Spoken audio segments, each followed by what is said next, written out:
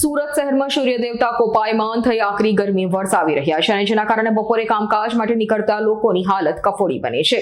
40 થી 41 ડિગ્રી ગરમીમાં વાહન ચાલકો માટે ગરમી અને લૂ પરેશાની ઊભી કરે છે અને એમાં પણ ટ્રાફિક સિગ્નલ ચાલુ હોય ત્યારે આકરી ગરમીમાં વાહન ચાલકોએ જ્યાં સુધી તેમના માટે ગ્રીન સિગ્નલ ન મળે ત્યાં સુધી ગરમીમાં સેકાવું પડે છે। આ ઉપરાંત હેલ્મેટના કારણે પણ દ્વિચક્રીય વાહન ચાલકોને પણ મુશ્કેલી અનુભવતા હોય છે।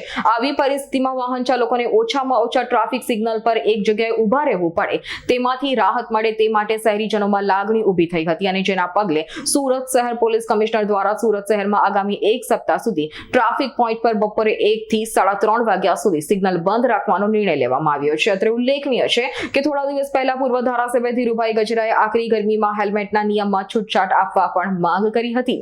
સુરત શહેર ટ્રાફિક શાખા દ્વારા હાલમાં જે સુરત શહેરમાં હીટવેવનો સમયગાળો ચાલી રહ્યો છે તેમાં બપોરના સમયે વાહન ચાલકોને ગરમીથી છુટકારો મળે સાથે સાથે આકરી લૂથી બચી શકાય અને તેઓ સ્વસ્થ રહે તેના ભાગરૂપે એક અઠવાડિયા માટે બપોરે 1 થી 3:30 સુધી સુરત શહેરના કુલ 213 જંકશનો છે તેને ફ્લેશ મોડ પર રાખવામાં આવશે જેથી વાહન ચાલકો છે એ પોતાના ગંતવ્ય સ્થાન સુધી સરળતાથી અને ઝડપથી પહોંચી શકે અને તેમને ગરમીથી બચાવી શકાય।